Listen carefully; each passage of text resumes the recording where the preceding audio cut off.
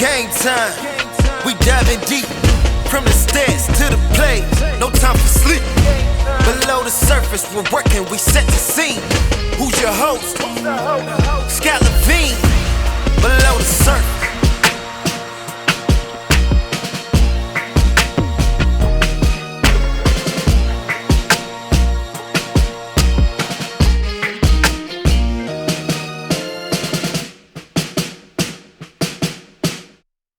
Hey everyone, welcome back to episode 3 of Below the Surface. This is where stats meet strategy. I'm Scott, your host, and today I'm going to be talking about one of the most important parts of the fantasy draft season, finding value in ADP. We'll dive right into those undervalued studs who can help you win your leagues and spotlight some big names who may be complete traps at cost. I've also dug deep for you to look at some historical trends at a specific position, looking to see if age matters for elite seasons. All this for you to help you draft smarter and draft sharper. Now let's get excited, guys, because today we'll be going over 11 different names to help you identify the right players to draft. So buckle in and let's go below the surface. All right, so that position that I mentioned in the intro, that is actually going to be talking about the wide receiver position. And I did a little deep dive into this position. It's one of my favorite positions to watch. So this was fun to learn about some historical context and zoom out and talk trends. So here's what history tells us about some elite wide receiver seasons. Since the year 2000, almost 50% of wide receiver 1 finishes come from players aged 25 to 28. And wide receiver 1 is just the wide receivers who finish top 12 at the position, guys. So you must be wondering, what's the peak performance age between that range? And it falls right in the middle, between 26 and 27 years old. And this makes sense because those guys at that age have already established a role in the league and showed that they can be a target earner. The fantasy community is already pretty good at identifying players when they're in their prime and a star player. But what about the young players and the rookies? I love the rookies, but when I dove into this study, I found only 12.7% of wide receiver 1 seasons come from guys aged 21 to 23. So that tells me that we got to be a little bit more patient with the young wideouts and let their value pay off later. And interesting enough, in the more recent seasons, the rookies have started to really have big production for you.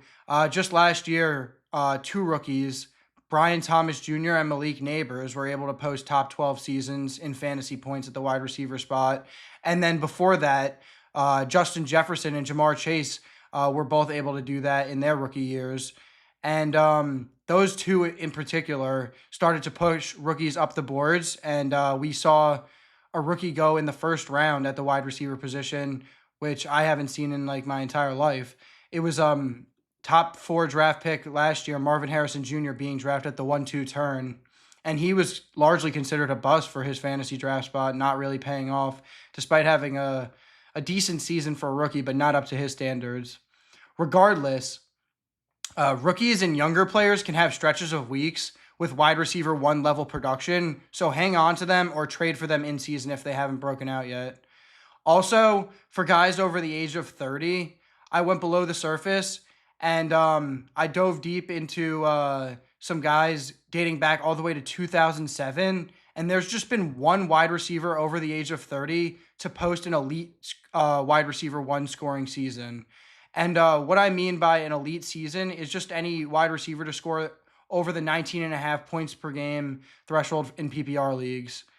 And that guy that actually was able to do it was Jordy Nelson in his age 31 season. And crazy enough, it actually came the year he following the year he missed the season entirely to injury. Rodgers and Jordy Nelson just really had such an impressive connection. And there are always outlier players like that. But for wide receivers over 30 specifically, though, oftentimes they typically fall more into the wide receiver 2 range. So I tend to stay away from the guys age 30 plus in the early rounds. Like I said, there are going to be guys that are wide receiver 1s age 30 plus, but If you're drafting for ceiling, prioritize guys in their prime, that 25 to 28 range. All right, now let's get into the heart of this episode. We're really going to go into those undervalued and overvalued guys and go through my list of 11 guys that I picked for you today. So to build this list, I averaged ADP across 3 trusted sources. The first one being my favorite fantasy platform currently, and that's the Sleeper platform. And I took their full PPR ADP rankings for this list. And then the next source that I used was the Best Ball Underdog platform. And this is a paid platform, and it's got a bit of a different format. It's half PPR where you have to start 3 wide receivers. This is a more sharper league, so I wanted to make sure I included this, especially at this point in the summer. Their ADP seems to be the most in line with where it'll be in August. And then lastly, I used a website called Draft Sharks to aggregate a bunch of redraft sites and use their composite ADP as well. So those were the 3 I picked, and then I averaged them together to get the ADPs I'm going to be using in this episode. Now it's finally time to get into those individual players. We haven't really been able to attack players individually, and I'm going to be really going in depth into these guys.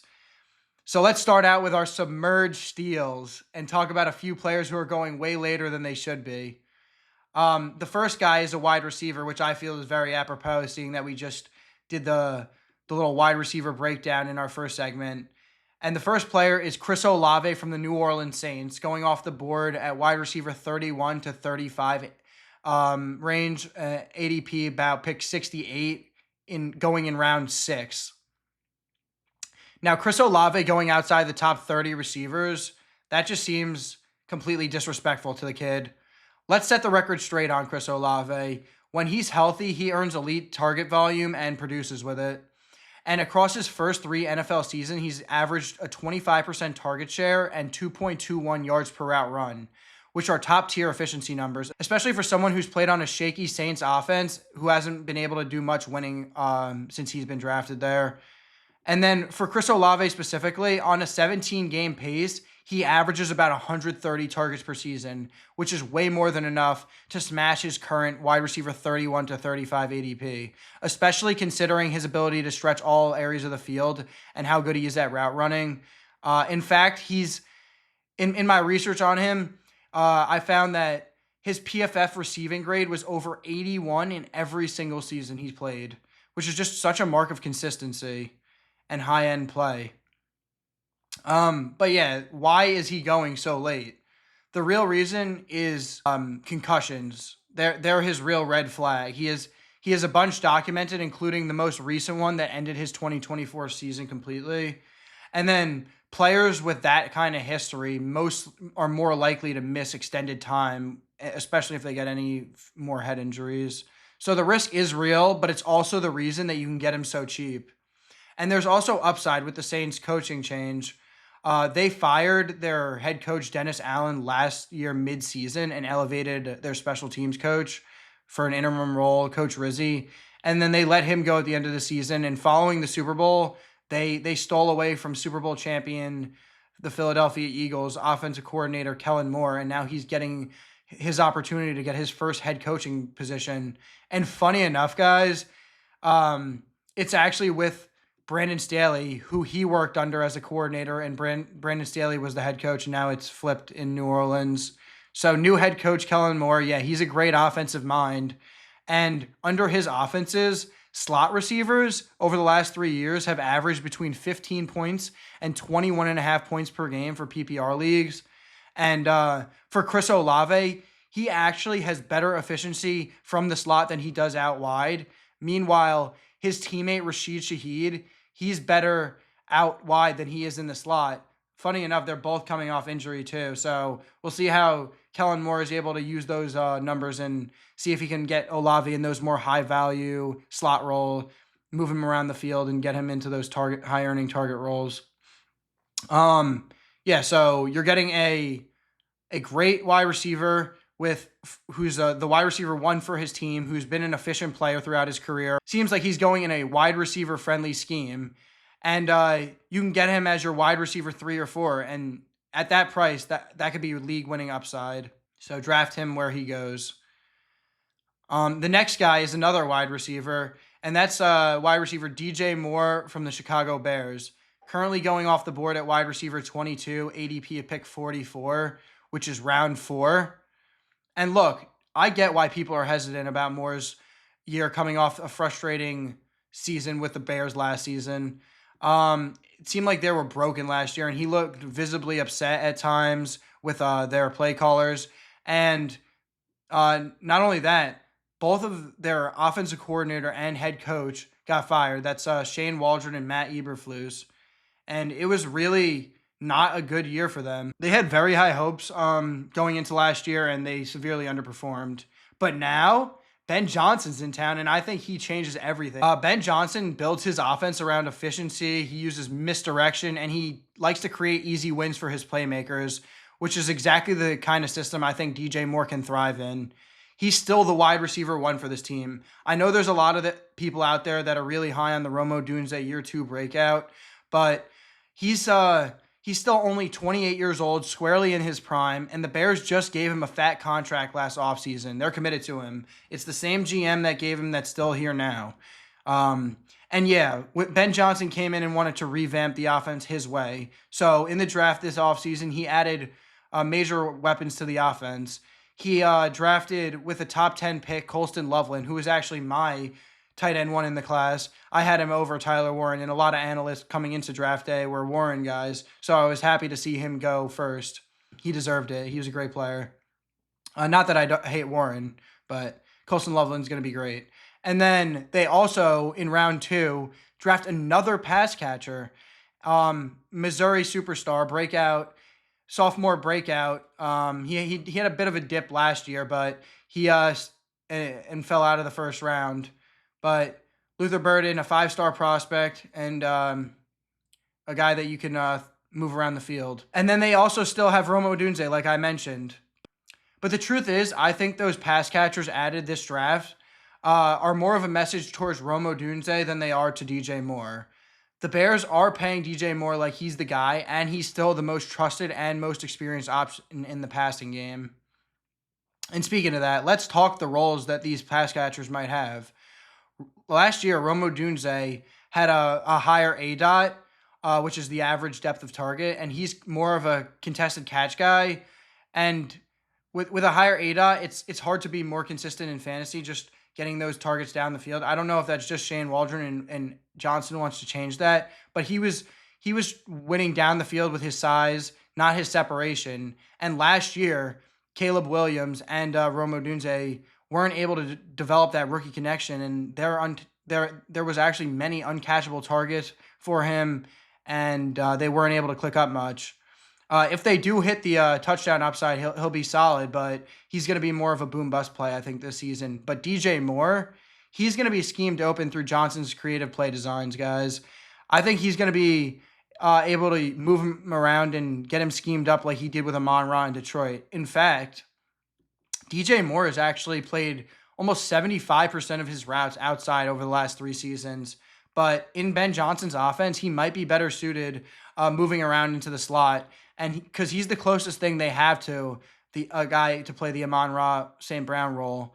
So, because DJ Moore, he's a guy who can take a slant route to the house. He can go run a simple dig route and take it 40 yards because of his elite yards after catch ability. And don't forget, guys, DJ Moore has already finished as a top 10 fantasy wide receiver on the Bears before. And he did it with Justin Fields, who people are kind of like worried about Garrett Wilson this year because he has Justin Fields. Well, DJ Moore was able to produce a top 10 fantasy season with him. So this isn't just hypothetical. And the Bears this offseason, they really went heavy on upgrading the offensive line, which is just huge for Caleb Williams in this offense. The Bears added at the center position Drew Dalman from the Atlanta Falcons, and he's just a great center and especially excels in the run blocking area. Joe Thuney, another addition they picked up from the Kansas City Chiefs, potential Hall of Famer one day. He was able to even show his versatility last year, swinging out with the injuries and the poor play going on at tackle last year, and play left tackle for them. But he'll fit right back into his natural guard position for the Bears, and he'll be great there. And then they also add Jonah Jackson from the Rams, who previously played under Ben Johnson in Detroit. And guys, last year, this Bears offensive line really stunk.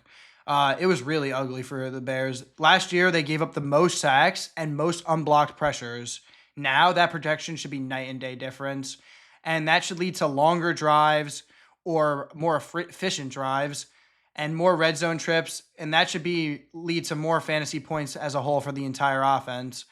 But yeah, there's a world where I'm wrong and DJ Moore isn't as strong, and Romo Dunze really comes on and takes a massive role, or one of these rookies, or the run game is strong. But honestly, the most likely scenario that I see is Ben Johnson wants to scheme this guy open, and he'll be the safety valve for Caleb Williams, just like Goff relies on Amon-Ra in Detroit.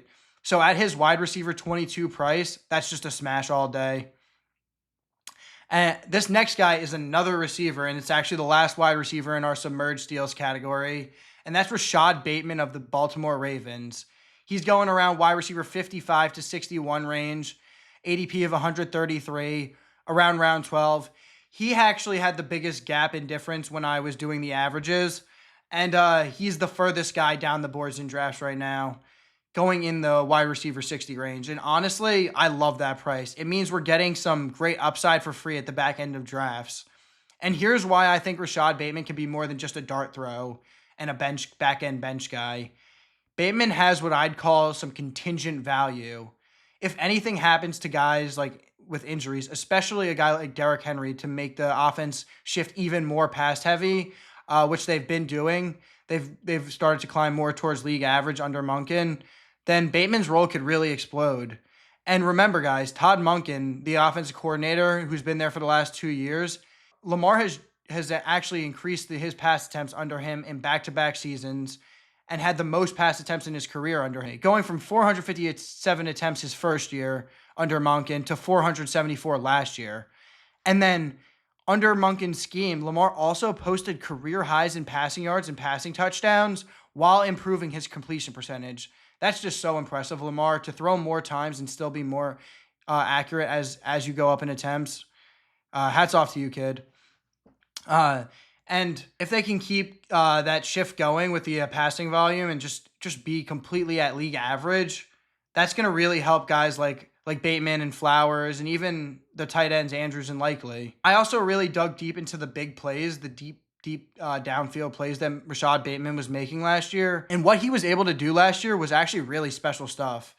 Last season, he caught 8 of 15 deep targets for 292 yards and 5 touchdowns.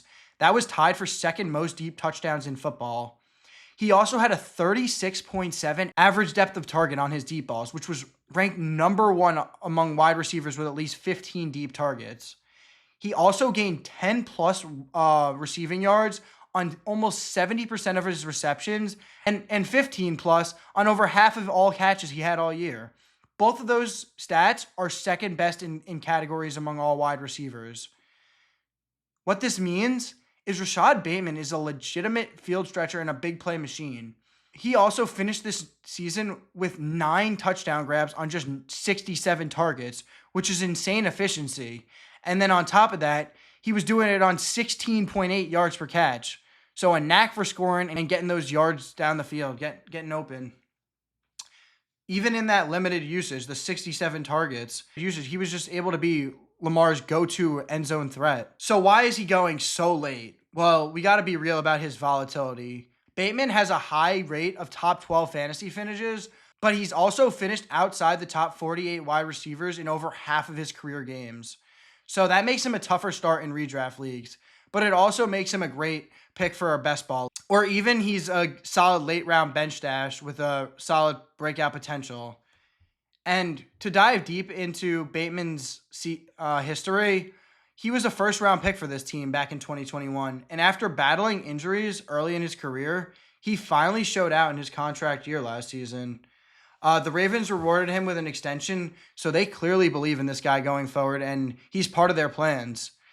And then with Mark Andrews aging and Henry touch count total adding up, as well as his age getting up there as well, the Ravens are going to hopefully the Ravens push more towards a pass heavier offense and hit that league average mark for passing attempts for Lamar this year, and Bateman will be able to carve out an even bigger role.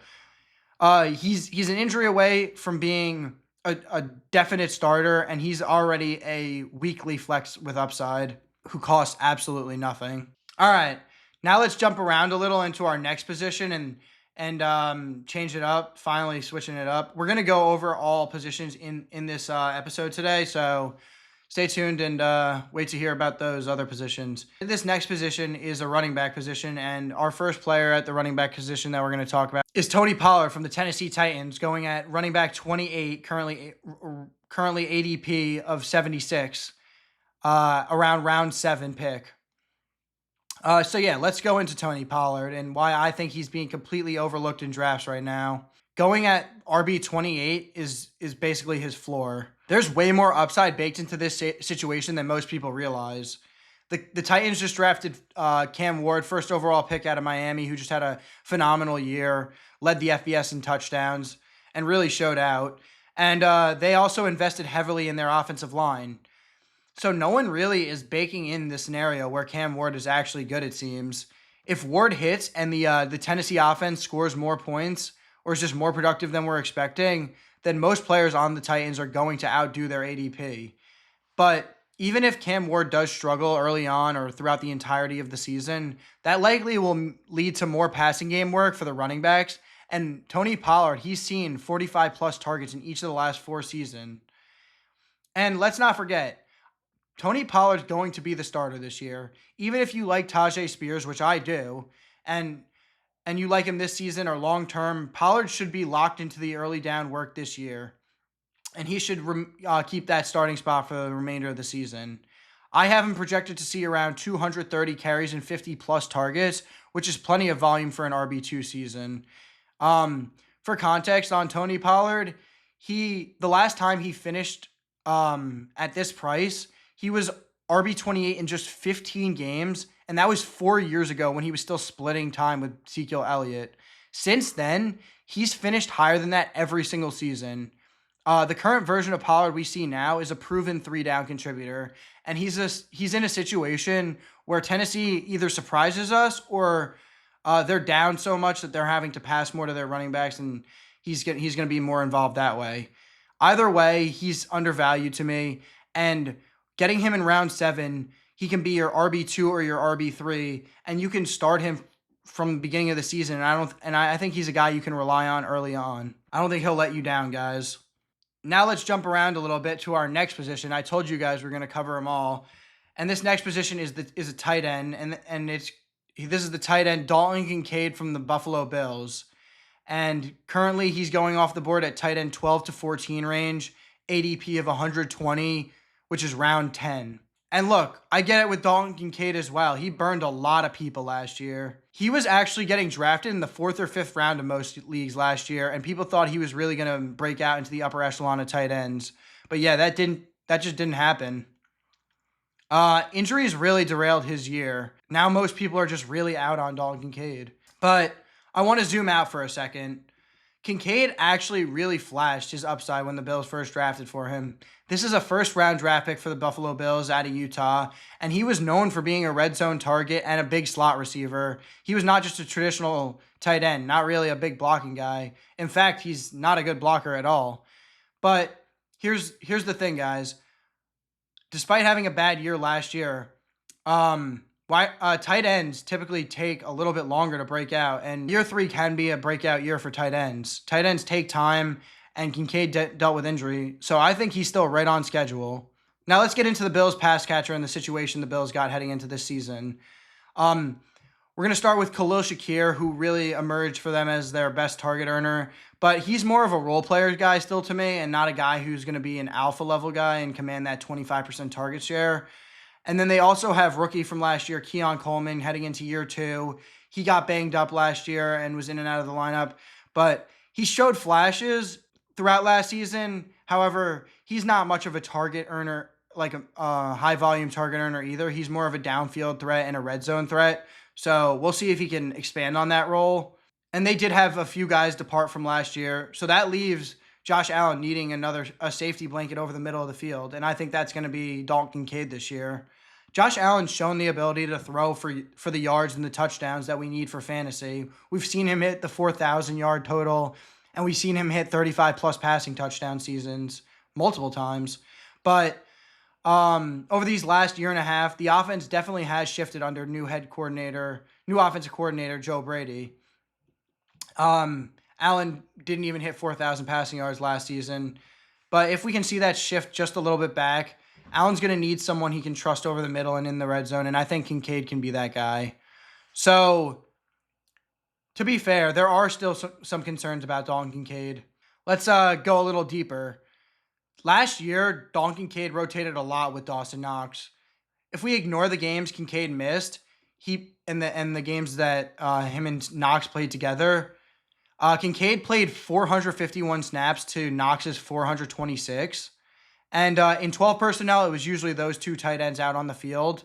But in 11 personnels on early downs, Kincaid only played 42.5% of snaps, which is a problem.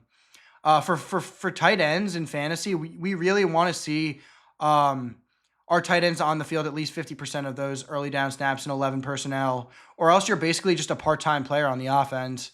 On thirds down, however, Kincaid's snap rate jumped to 65%, which is better, but it's still not exactly where we want it. And last year, here's the thing. It wasn't all just on Kincaid last year. I mentioned the injuries. He dealt with a collarbone injury, then a knee injury, and he was basically on the report for every week from October on. He also did miss 3 games late in the year and was banged up heading into the playoffs even. And it really seemed like those injuries impacted his play more than the team let on. Also, his catch rate did drop significantly. As a rookie, he was at 80% catch percentage, and it dropped all the way to 58% last year. And to me, that just seems like there was something clearly off. And then also, get this. Kincaid had the 3rd highest, most uncatchable target rate of any tight end in 2024. 25 uncatchable balls. Only Brock Bowers and Trey McBride had more, and they saw almost twice as many targets. So Kincaid's 34% uncatchable target rate was the 2nd highest among tight ends with at least 25 targets, which obviously that's not on him. That's on bad luck and some bad throws from Josh Allen. So I just really think that this year, with the wide receiver core not being that strong, he's a clear strong pick in round 10, and I think you guys should take him. Now our last submerged steals, guys. This isn't from the running back position. Aaron Jones for the Minnesota Vikings, currently going off at RB 25 to 29 range, around ADP of 73, round 7. Now let's dive into Aaron Jones, because I think he's one of the more overlooked values in the draft this year. Last year, he quietly had one of his more productive rushing seasons. He actually had the most rushing yards he's ever posted in a season. And it did come on the most carries he's ever handled. But that is impressive to me, because one of Aaron Jones's knocks early on in his career, or just throughout his entire career, is that he can't stay healthy through the whole season. And he ended up playing all 17 last year. There was a slight dip in inefficiency with the extra carries he took on. But it wasn't so much so where I feel like he's headed for a decline this year, and he also graded still pretty decently in his PFF rushing score. But here's the thing. Despite all that extra volume he had last year, he only scored 7 total touchdowns, and he still finished as a top 15 RB in full PPR. So that tells you just how reliable his role even is without the crazy touchdown variance. And I think this year might be set up even better. The Vikings really invested in the offensive line heavily this year. In the draft, they with their first round pick, they took guard Donovan Jackson out of Ohio State. And he actually last year for the Ohio State Buckeyes, due to the injury to their left tackle, Josh Simmons, who got drafted in the first round as well to the Chiefs, he had to kick out there and play tackle for them. And he just showed his versatility and his physicality and his grit, being able to move across and helping that Ohio State team win a national championship. And then they also added to their offensive line another interior guard, Will Fries, coming over from Indianapolis, and he should really just help boost that interior and make that run blocking game even that much better, which is just benefit to Jones, who already handled that volume last year, and now even if his workload goes down, he'll still be able to be more efficient with these additions. They also added running back Jordan Mason from the San Francisco 49ers. He's better than anybody they had last year for sure. But Aaron Jones has been in offenses where he's had to split time, and he can still be very efficient on more limited touches, maybe like a 12 carries, and he'll still see his like 4 to 5 targets. So I don't think Mason's taking the job. He'll eat into the workload, but he'll also help keep Aaron Jones fresh this year. And then in addition, they have their rookie quarterback from last year, JJ McCarthy, finally expected to start after missing all of last year due to that preseason injury. So he's basically still like a rookie quarterback, and with that leg injury, I expect him to scramble a little less early on in the season, and might lead to him leaning on that run game and leaning on Aaron Jones out of the backfield. And Aaron Jones is one of the most prolific pass catching running backs we have still. In addition to that, we also have some things surrounding the wide receiver room, with Jordan Addison potentially suspended for the first 3 weeks due to that legal case with the DUI. The Vikings might want to even be more run heavy early on and rely on those short area targets. Bottom line, Aaron Jones, his current price, I think, is a discount right now. He's coming off his career high usage in 2024, and he's got a better O-line now. He's got a clear path to a workload, and Jordan Mason might even help his efficiency be even better. I know he's not a sexy name anymore because of his age right now, but the role is there, and we saw the production last year there, so I'd grab him at the round 7 price. All right, that was the last of our submerged deals. I hope you enjoyed learning about guys I want. Now let's get into some guys I'm a little bit more worried about, and we're going to be a little bit more negative. These are guys who are some surface level traps, and they're guys I'm currently fading based on their price. Remember, being a great player doesn't always mean you're a great value. Some of these guys I think are really talented, but it's just their price I can't get behind. Now this first guy, it's our first guy at the quarterback position, and it's our only quarterback we'll be talking about in this episode, and that's Bo Nix. And currently, Bo Nix is going about quarterback 8 to 10, ADP 87, around rounds 9 to 10. Now, Bo Nix finished as quarterback 7 in his rookie season and really showed out and really proved those haters wrong. He had a great season last year. He took the Broncos all the way to the playoffs, and it was a really impressive rookie year. Most people coming into the year, despite the Broncos being an 8-win team the year before and Sean Payton being super high on this guy, were very hesitant to buy into the Broncos. And yeah, they really they made it all the way to the playoffs. But for fantasy guys, I'm a little more worried heading into year 2. He really showed out last year, largely to his surprising rushing production. He was able to run for 430 yards and 4 touchdowns. But don't let his first year statistics fool you. There are still some red flags I have for him going into this second year. My friends know I'm not that high on Bo Nix, so they're probably not surprised to see him on this list. I'm not much of a Bo lever, guys. So last year, Nix threw 29 touchdowns on 567 attempts, which is around a 5% touchdown rate, which is above league average. And I expect that to regress a little bit, considering the fact that they were bottom 10 in yards per attempt last season and relied on a lot of scheme throws and those screens to hit for big yards. And that 29 touchdown number just feels a little bit inflated due to the design of the offense, not so much at Bo Nix's talent. And with a more conservative game script likely in 2025 for the Broncos, expecting another 29 touchdown season is just wishful thinking. I really think that Bo Nix was propped up, his numbers were by Sean Payton's scheming brilliance.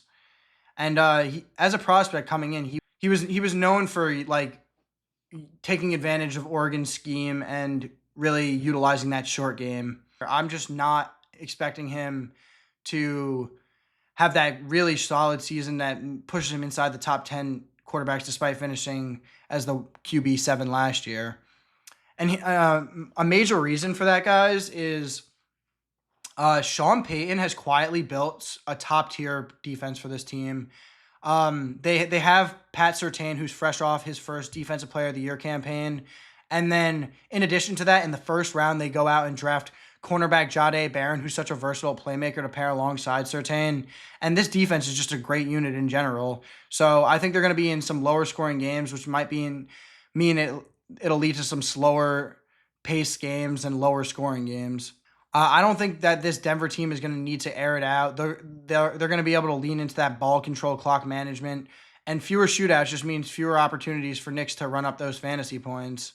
And right now, it seems to me that the Broncos are telegraphing a shift towards the running game.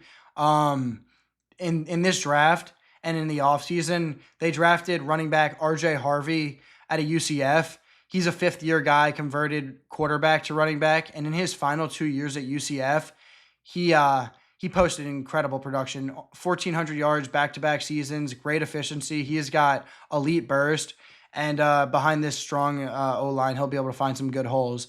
They also, this offseason after the draft, signed J.K. Dobbins away from the Los Angeles Chargers, who really had a really strong season coming off that Achilles. People were unsure if he'd ever be the same again, and he really produced well for the Los Angeles Chargers. And I think that the Harvey Dobbins pairing is going to be really, really important for this offense and heavily used.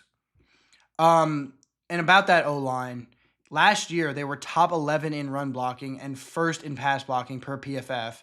Yet last year, that rushing attack finished bottom 5 in rushing efficiency. So with these moves that they made this offseason, I think they're going to phase out guys like Audric Estime and Jaleel McLaughlin, and they already got rid of Javonte.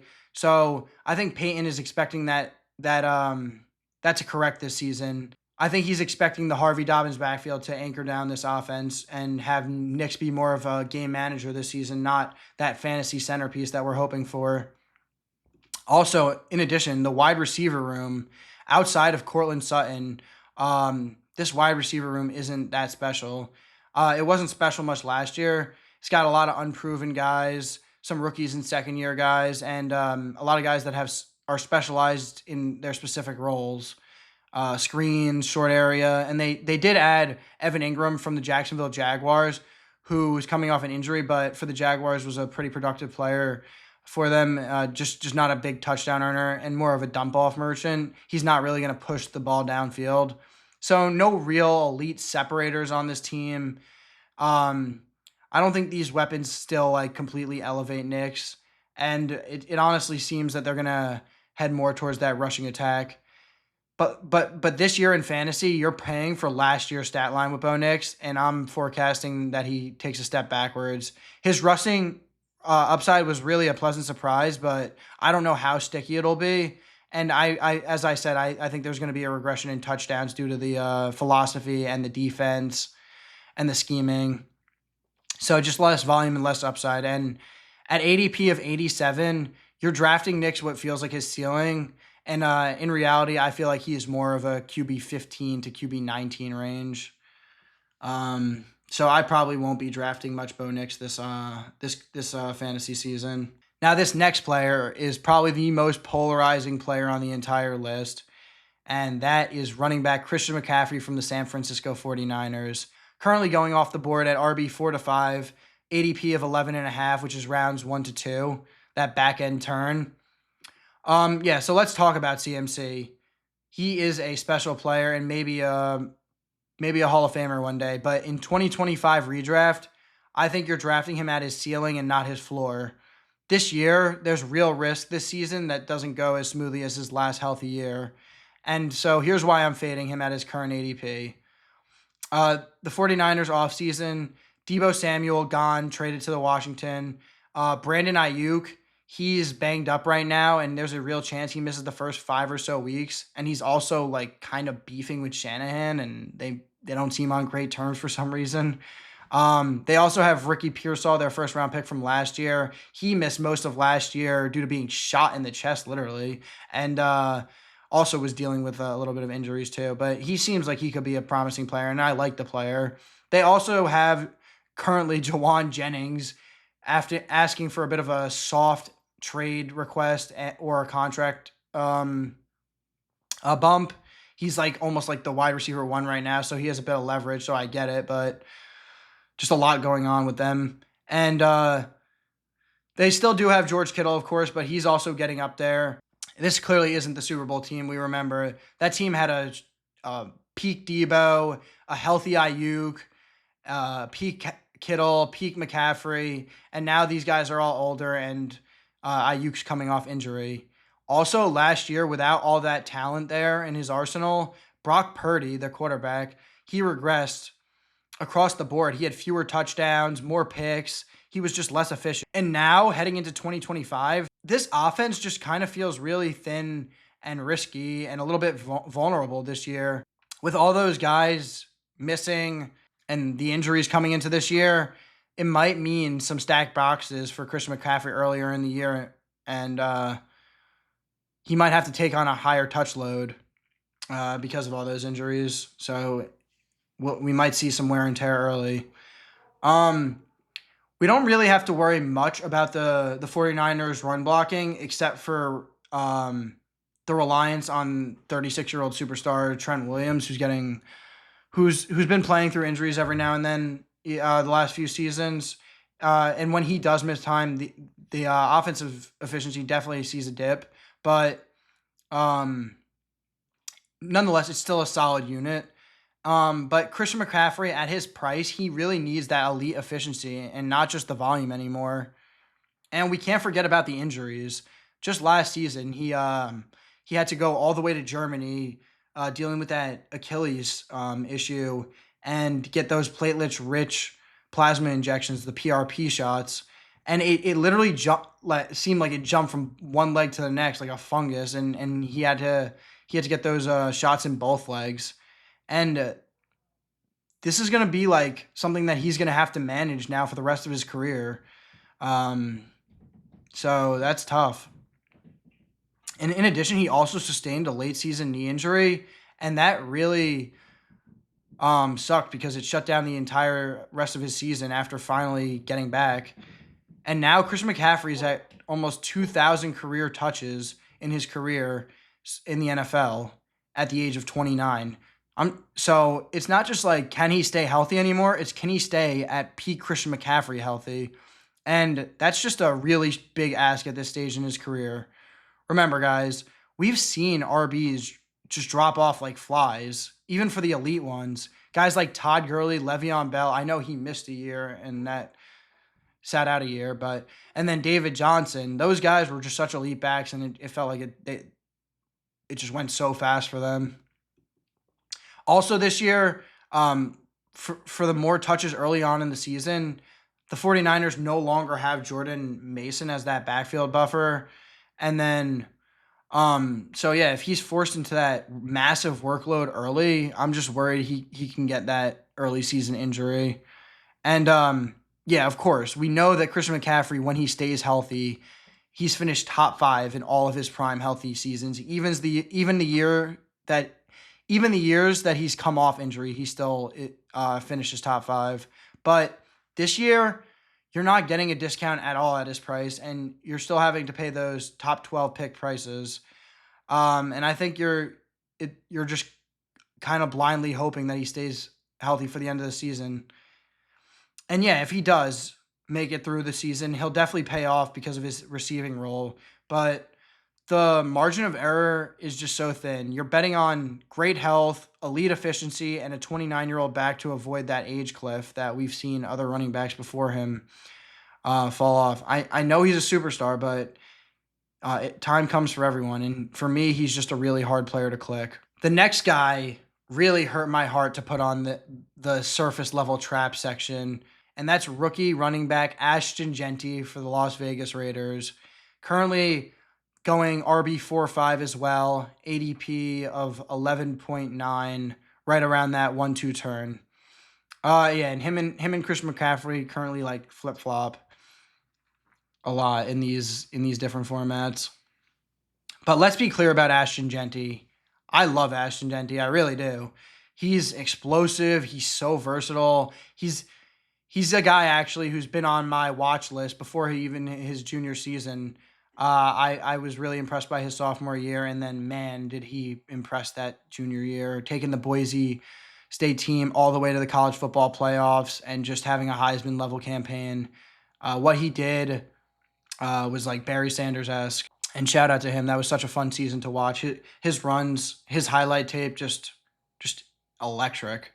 But in 2025 redraft, the expectations are just so high. It's top five or bust right now for him. And that's a problem because he really would need to have a historic rookie season to get there. Not saying it's completely out of the range, but he would need at least 1,300 rush yards and 10 rushing touchdowns or 60 plus receptions to really hit that top five mark. That's what I saw when I was looking at the past few years. Guys are hitting it to make that top five mark. So that's just a really big ask, even for a more polished prospect like Ashton Genty. I run full season projections for each team based on 16 games for each player. I stat every player to play out 16 total games, and even with a full season of projections, I have him at 1,200 rushing yards, 12 total touchdowns, and 40 plus receptions. That's a phenomenal season for a rookie, guys. He still came in as the RB8 for me, and that still wouldn't even be enough to pay off his current ADP. So uh, that's why I'm just a little worried. He can have a great year, but still disappoint. We even saw a guy like Bijan Robinson coming in just as much hype, and he was he finished his rookie year at the RB9, and that just felt a little underwhelming for most drafters. And currently, I did a little dive into the team standings and projected win totals, and uh, the Vegas sports books currently have the Las Vegas Raiders at the 6.5 win mark. Las Vegas Raiders, Vegas and Las. um, and I personally think that's a little low for this Vegas team. I think they can outperform that, but only one running back has finished in the top five over the last 5 years with a team projected under 7 wins. And that was Christian McCaffrey in the year for the Carolina Panthers, where he was actually going berserk, where they were just thrusting him into that full volume bell cow workhorse role. And he's obviously Christian McCaffrey. And that wasn't even his rookie year. History really just tells us that running backs who are on winning teams tend to be the most consistent players. Getting into the passing game and seeing Genty's target competition this year, Genty obviously has the ability to catch passes, but he's currently sharing targets with a generational tight end prospect.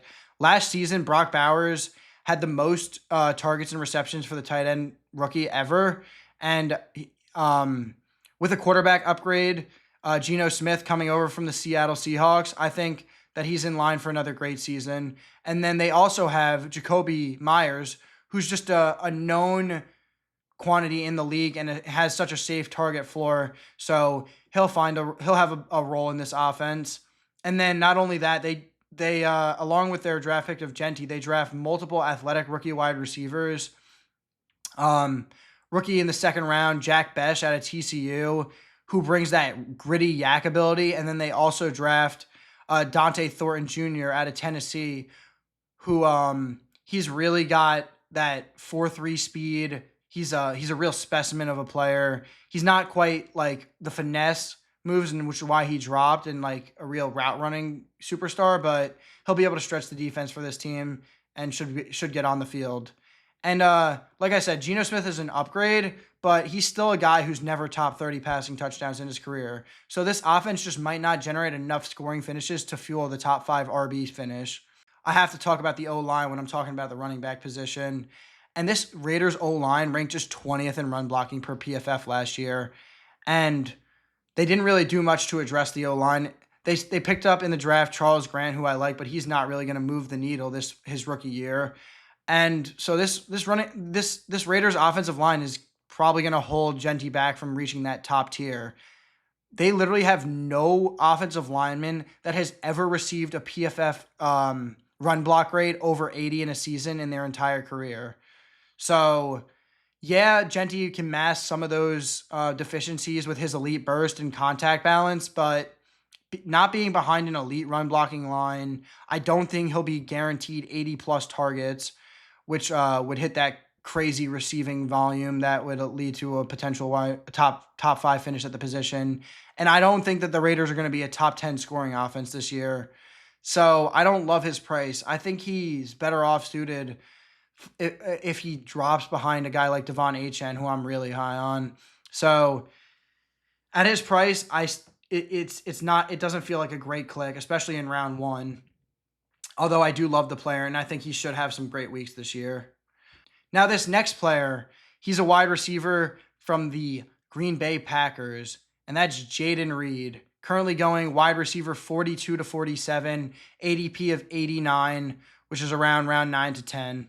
Jaden Reed, he's a really talented player, and he's a really dynamic, fun player to watch on the NFL field. But for fantasy, he's just not as fun for me. He's honestly a guy I don't even think I would draft at all at any point in the draft, despite where he falls. He's just not a guy I feel confident clicking. From a redraft football perspective, I'm just out at his cost. The current Green Bay wide receiver room is really crowded. It was crowded last year, and then they add first round rookie pick. First time they took a wide receiver in the first round since 2002, and that's Matthew Golden out of Texas, who really came on in the college football playoffs, breaking out against Georgia and skyrocketing his stock to the first round. And then they also drafted wide receiver and playmaker, do it all kind of guy, kind of like a Cordell Patterson kind of player, and that's Savion Williams out of TCU. I know how we feel about TCU wide receivers, but he's kind of a guy who can take a wildcat and whatnot as well. And then still on the roster, they have Romeo Doubs, who led the wide receiver room in a snap percentage, most snaps at the wide receiver spot for them. And then they have Dontavion Wicks still, who he struggled with drops, but he's a guy that still earns targets in this offense. I think he actually was the highest target earner last year for this team. And then they have Tucker Kraft still, who I'm actually really high on. He's probably my favorite playmaking threat in this offense. And then, of course, Christian Watson, who's currently hurt right now, he's going to be expected back eventually right around in time for the fantasy playoffs, just to complicate things more if he's able to make it back on that schedule that they have set out for him. But that would just make things harder to know which guy to start. And Reed last year, he only played 63% of the snaps. He's often schemed touches near the line of scrimmage or isolated against the linebackers and safeties, which is great for real football, but that means he's not running a full route tree consistently. And this guy really disappears in games. It doesn't even matter if the matchup is great. With his role being so limited to the slot, it's really just hard to know which games he's going to have that big production. And last year, there's 2 games where I feel like it was just such inflated production to him that really ballooned his fantasy production early on. And that was starting off in week 1, the first game of the season where they went to Brazil. It was that Friday game, and that field was terrible, man. And he just had a crazy game. He had 170 yards and 2 touchdowns in that game. And that game, the field was just so slippery and caused so much chaos for both defenses. And I just consider that an outlier game. And then one of his other big games, and I hate to do this. I mean, you pull like the best games, obviously the guy's not going to be as good. But his other big game, they were down like 28 points, and they had an unbelievable comeback because they were forced to throw the ball so much. Jordan Love was just chucking the ball, and he had another big performance that week, over 100 yards and a score. But yeah, even dating back to his rookie year, that last 5 games of 2023 when he averaged 20 PPR points per game, Green Bay was missing multiple players to injury in the wide receiver, running back, and tight end room. So it seems like he needs other players out of the way, or just like a lot to go right for him to have like a consistent role in this offense. And this offense really changed during midseason last year. From the first weeks 1 through 9 where Jordan Love played, he actually got hurt weeks 2 through 3. So week 1 and weeks 4 through 9, when Jordan Love was playing, he was averaging 34 attempts per game, on pace for 583 pass attempts. And that changed drastically. This offense shifted towards a run-focused, running through Josh Jacobs. And weeks 10 through 17 last season, Jordan Love was on pace for a 17-game pace of 393 pass attempts, 23 per game. That's an 11 attempt drop-off. It's crazy. And then this year they should be getting Marshawn Lloyd, their rookie draft pick, back at full strength, and we'll see if this is a trend that sticks. And we're going to keep an eye on that pass rush run rate. Not only do they have an increasingly run heavy approach, Jaden Reed, he's just such a boomer bust profile. He did lead all wide receivers in 30+ yard catch rate, and he ranked top 5 in touchdowns per route. He had 3 big games last year, 2 of which I mentioned earlier. But outside of those 3 games, he averaged just 2.9 catches and 33 receiving yards. So he'll have his splash plays and he'll have his spike weeks, and the talent is really strong, but the consistency is just not, and that's not fun for fantasy. So yeah, he's fun to watch on the field, but he's not fun to have in your lineup. So that's just a classic trap with too many mouths to feed, and I'm just out on him in redraft completely. Now, finally, our last player that we're gonna get into today for this episode, guys. If you made it this far, I'm really thankful for you guys watching, and appreciate all your support. Now this last player, he's a player that made it onto the list. I actually was speaking to my brother about him, and my brother's higher on this guy, and he's kind of the reason why he's on the list for me. And I have kind of an opposite philosophy, but he's definitely one of the trickier guys, and that's Isaiah Pacheco from the Kansas City Chiefs. And he's currently going at RB 22 to 27, ADP of 72, going around round 7. Now let's break down Isaiah Pacheco, because he's definitely been trickier for me to evaluate in his ADP range. Right now, he's going ahead of guys like Tony Pollard and Aaron Jones, like I mentioned. He was going really high last year. And why people like him this year, he's tied to Patrick Mahomes and the Chiefs. And when you're drafting running backs, you generally want them on elite offenses, like I was saying earlier. And this offense shown that the running back position can be productive even without having a superstar. Kareem Hunt last year had a lot of productive weeks for them when Pacheco got hurt. Just showing the Kansas City's upside. And so, yeah, if Pacheco does push for 8 to 10 touchdowns on the ground, he'll probably pay off at his price. And even if he has a limited receiving role this year.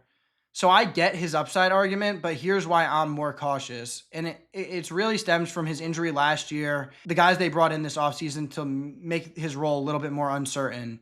So like I said, Pacheco got hurt in week 2 last year, and after returning, he wasn't the same.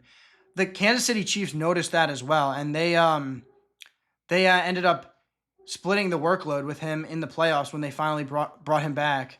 Kareem Hunt split work throughout the playoffs, and even Samaje Perine in the Super Bowl worked in and almost had the same amount of snaps as he did. This year, they did add in Elijah Mitchell from the San Francisco 49ers, who hasn't been able to stay healthy much, but they gave him a decent contract, and he could spell some early down work from Pacheco, or if Pacheco gets banged up, maybe eat into his workload even more. And then they go out and draft another running back. Brashard Smith out of SMU in the 7th round. He was a wide receiver turned running back, and he profiles more of a pass game specialist who can work into those 2-minute role or a 4-minute role, and that can really eat into Pacheco's receiving upside. And guys, their head coach Andy Reid, he's not always loyal to the starter. He tends to play the hot hand. We've seen this over and over with this guy. If a running back is doing well, he'll give the backup run no matter where he's on the depth chart. Remember, guys, in Isaiah Pacheco's rookie year, before Clyde Edwards-Helaire got hurt in week 11, Pacheco had already been working in at points in the season, and in weeks 9 to 10, he had 31 combined carries. And then eventually in week 11, when Clyde gets hurt, he really was just fine giving Pacheco that bell cow role. This year, I'm a little more worried, and Pacheco is still just a 7th round pick. It sucks bringing up draft price, even when he's been productive in the league. But that RB position is just such a expendable position that you got to worry about a guy who is a 7th round pick who's coming off an injury, losing his role. And it wouldn't even shock me if this backfield gets messier as the season goes on. And then another reason I'm I'm kind of out on Pacheco at his current price is I believe that this offense might shift back to pass heavy and look a little bit different. Rashee Rice, he's back and healthy, and from all reports this offseason, he looks to be as healthy as he'll get. And then Xavier Worthy's heading into year 2, and he looked great at the end of last year and could be in for a bigger role. And they really started to connect on those deep balls. And then we also get Hollywood Brown back at the start of this season, who he got hurt last season and didn't play until week 14. And now Mahomes is getting another offseason with him, and he just adds a vertical weapon for this offense. And last but not least, Travis Kelce, tight end superstar, he's dropped 25 pounds this offseason, and he looks really super focused on this season. No distractions this offseason. He looks completely locked in, and so I'm excited to see what he can do this year. Put that all together, this could be the most pass-heavy team that we've seen since Tyreek Hill's been there. And that's great for Mahomes, obviously, but not necessarily great for Pacheco, who's going to need to hit that high touchdown mark or see some decent targets to hit his price. And like I said, yeah, RB is just like the most replaceable position in the NFL, and the Chiefs have no problem rotating guys. Last year, I was all in on Pacheco before the injury. He was hyped up as a potential bell cow, and he really had the role. Kareem Hunt wasn't even on the roster yet, and I really thought that he was in line for a great season. But now this year, with all these guys in the mix, he's likely to be a part of a committee, especially if he gets dinged up again. I do see both sides, but I'm mostly out at cost. There's just too many paths for things to go wrong for Pacheco this year. Well, guys, those are all 11 players that we talk about today, and I really hope you enjoyed listening and learning about my undervalued and overvalued guys. So, what did we learn in today's episode? We learned to prioritize prime-aged wide receivers with strong volume projection. We learned target undervalued players who can beat their ADP, not just meet it. And then we also learned to avoid these guys being priced at their absolute ceiling. We really want to build around that value. So this is how we stay sharp. This is how we win. And this is how we go below the surface. Now, if you like this episode or you think I helped you out today, hit that like button, subscribe, and even hit that noties so you can stay tuned to what's going on next. I'm gonna be going deep all off season and really trying to help you guys win your leagues. I'm really excited for what's to come. So yeah, please stay tuned, and thanks so much for everyone tuning in. I really love all you guys, and I'll catch you in the next one. Peace out.